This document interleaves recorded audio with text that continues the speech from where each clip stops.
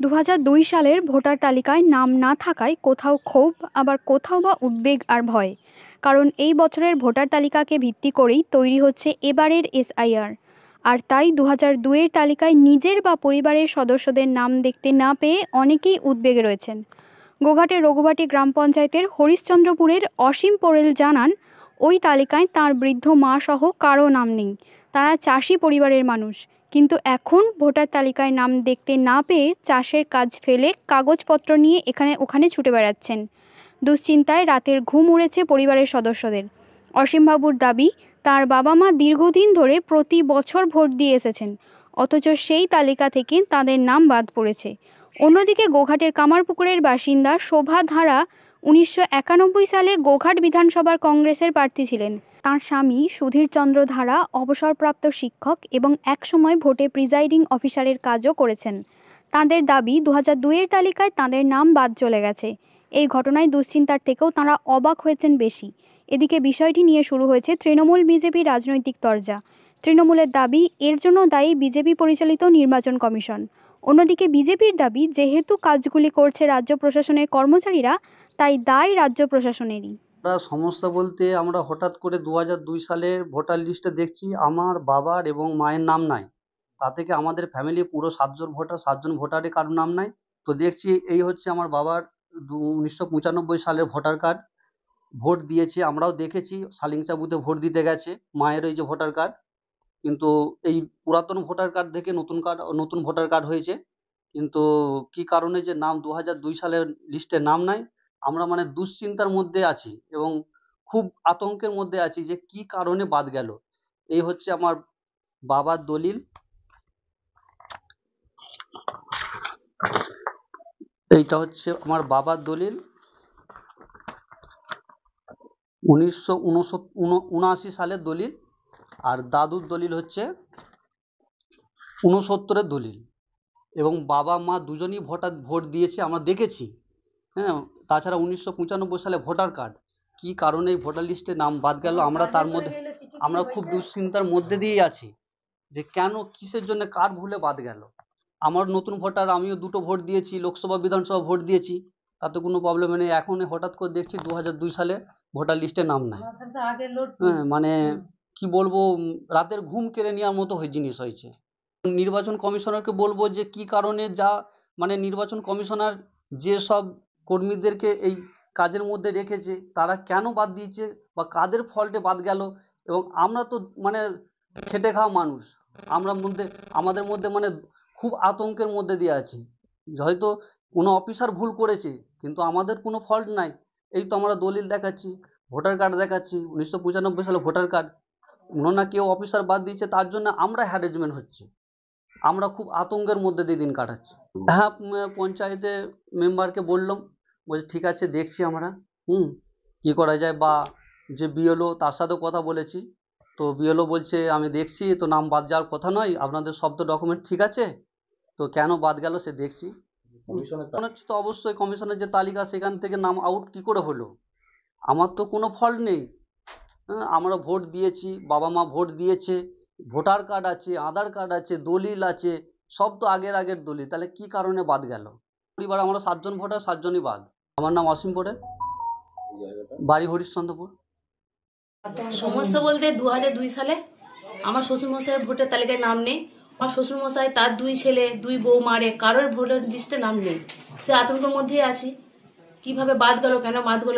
ওনারা যারা করেছিলেন সেই সময় ভোটের তালিকায়, তারা কি সমস্যা করে গেছে, তারা কেন করেনি সেসব তো আমরা জানি না। এখন ভুগছি আমরা, আতঙ্কের মধ্যে আছি আমরা যে কি হবে না হবে। অথচ সমস্ত ডকুমেন্টস আমার শ্বশুরমশাই আছে, শ্বশুরমশাই বাবার আছেন, সবারই আছে।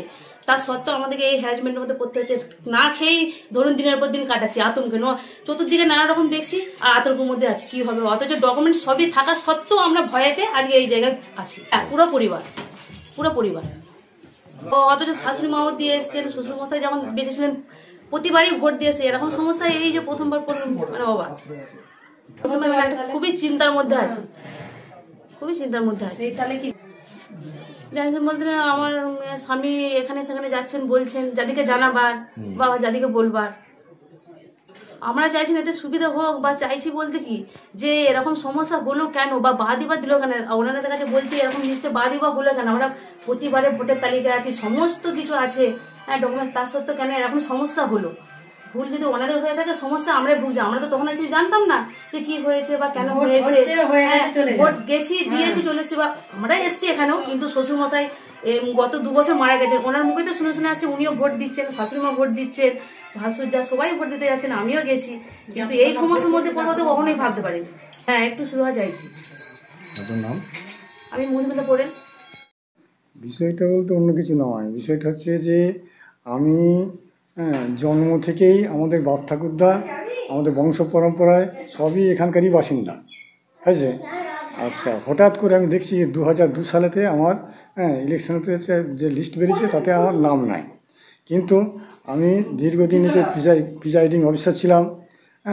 তো এখানে হচ্ছে আমি নির্বাচন কমিশন দ্বারা প্রিজাইডিং অফিসার হয়েছি। আবার হচ্ছে রিটায়ার করেছি, স্কুলে দীর্ঘদিন চাকরি করেছি, আমি পেনশন পাচ্ছি, আমি পঞ্চায়েতের, আমি হচ্ছে বিধানসভার, আমি লোকসভার সবেতে আমি হচ্ছে প্রিজাইডিং অফিসার থেকেছি। হঠাৎ করে দেখছি যে আর নাম নাই, এটা কী করে সম্ভব? হয়টা কী করে? আমি তো এই দেশের বাসিন্দা, আমি তো বাইরের কোথাও নয়, তাহলে কী করে নাই? সেটা নিয়ে অন্য কিছু নয়, চিন্তার একটা কারণ হচ্ছে যে বাদটা কী করে গেল এইটাই। আবার 2025-এ আমারও ঠিক নাম আছে, আবার যথারীতি আমার মিসেসের নাম আছে, ও জাতীয় কংগ্রেসের প্রার্থী ছিল গোহারথানা বিধানসভা 1991 সালেতে। তারও কী করে বাদ গেল? এটা একটা চিন্তার বিষয়, অন্য কিছু নয়। এইটা কী সলভ হবে সেটা নিয়ে আর কি চিন্তা। আমার নাম শ্রী সুধীরচন্দ্র ধারা। আমাদের সমস্যা হয়েছে, আমাদের এতে নাম নেই। 2002 থেকে আমাদের এতে নাম নেই, কিন্তু আমি 91 সালে বিধানসভা থেকে ক্যান্ডিডেট ছিলাম কংগ্রেসে, কিন্তু আমি ভোট দিয়েছিলাম, কিন্তু আমাদের কি করে বাদ পড়লো আমরা তো বুঝতেই পারছি না। তাহলে আমরা প্রার্থী হলাম কি করে? 2002 আমাদের নাম নেই। হ্যাঁ, আবার যথারীতি ভোট দিচ্ছি, তাহলে আমাদের কি করে হতে পারে? হ্যাঁ, 2002-এও ভোট দিয়েছি, 2002-এর পরেও ভোট দিয়েছি, কিন্তু এখন আমাদের দেখছি এতে নাম নেই, তাহলে কি করে কি এটা হয় বলুন? আমার নাম শোভা ধারা। নির্বাচন কমিশন এবং কেন্দ্রের বিজেপি সরকার হচ্ছে একই মুদ্রার এপিঠ আর ওপিঠ, এদের বিকল্প বা পরিবর্তন কিছু নেই। বিজেপি সরকার যা বলে নির্বাচন কমিশন তাই মুখ বুঝে সেটাকে মান্যতা দেয়। আপনারা লক্ষ্য করেছেন যে এসআইআর 4 তারিখ থেকে শুরু হয়েছে, তারপর থেকে যে 2002 সালের ভোটার লিস্ট প্রকাশ হয়েছে সেটা ভুলে ভরা। কারণ 1991 সালে জাতীয় কংগ্রেসের প্রার্থী শোভা দেবী, ওনার নাম বর্তমান 2002 লিস্টে নাম নেই। এই যে ব্যর্থতা, এই ব্যর্থতার দায় কার? নির্বাচন কমিশন নাকি কেন্দ্রের বিজেপি সরকার? বাংলার মুখ্যমন্ত্রী বারে বারে বলেছিলেন যে তাড়াহুড়ো করার কোনো প্রয়োজন নেই, কিন্তু নির্বাচন কমিশন কোনো কর্ণপাত না করে যে 2002 ভোটার লিস্ট প্রকাশ হয়েছে, যার সঙ্গে লিঙ্কেজ করতে হবে বর্তমানের ভোটার লিস্ট, সেই লিঙ্কেজটাকেই উনি উড়িয়ে দিচ্ছেন। আমরা দেখেছি আমার রঘুবাটি অঞ্চলের হরিশ্চন্দ্রপুর গ্রামেতে এমন এক পরিবার, 5টা পরিবারের নাম নেই। তারা কোথায় যাবে? তারা কি সুসাইড করবে? তারা কি দেশ ছেড়ে চলে যাবে? 1995 সালের যে ভোটার কার্ড তৈরি হয়েছিল সেই ভোটার কার্ড তাদের কাছে আছে, জমির দলিল আছে। তারা নিজেরা বলছে যে আমরা 1995 সাল থেকে ভোট দিচ্ছি, 2002-তেও তারা ভোট দিয়েছে, কিন্তু বর্তমানে যে লিস্ট প্রকাশ করেছে নির্বাচন কমিশন সেই লিস্টে তাদের নাম নেই। তারা অসহায় বোধ করছে, আতঙ্কে রয়েছেন। ইতিমধ্যে সারা বাংলা জুড়ে কান্নার রোল, মৃত্যুর রোল চলছে। কেউ সুসাইড করছেন, কেউ চিঠি লিখে সুসাইড করছেন যে আমরা দীর্ঘদিন যাবৎ এই এলাকায় বাস করেছি, 2002 ভোটও আমরা দিয়েছি, তারপরেও আমাদের নাম নেই, তাহলে আমরা কোথায় যাব? এই যে আতঙ্কের পরিবেশ, এই আতঙ্কের পরিবেশ কাটাতে হবে নির্বাচন কমিশনকে।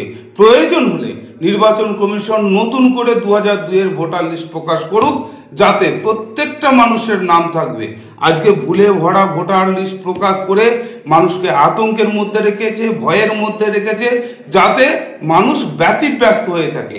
আর বিজেপির কাজ আমরা জানি সবসময় মানুষকে লাইনে দাঁড় করানো, কখনো আধার কার্ডের সঙ্গে রেশন কার্ড লিঙ্ক, কখনো ভোটার কার্ডের সঙ্গে আধার কার্ড লিঙ্ক, কখনো ব্যাংকের সঙ্গে আধার কার্ড লিঙ্ক। এই যে ব্যতিব্যস্ত একটা পরিবেশ 2014 সাল থেকে তৈরি হয়েছে, যখন থেকে বিজেপি সরকার এসেছে তখন থেকে মানুষকে হয়রানি করে চলেছে, মানুষকে মিথ্যে কথা বলে ভুল বুঝিয়ে মানে ব্যতিব্যস্ত করে চলেছে। এর একটা পরিবর্তনের দরকার, এর একটা সলিউশনের দরকার।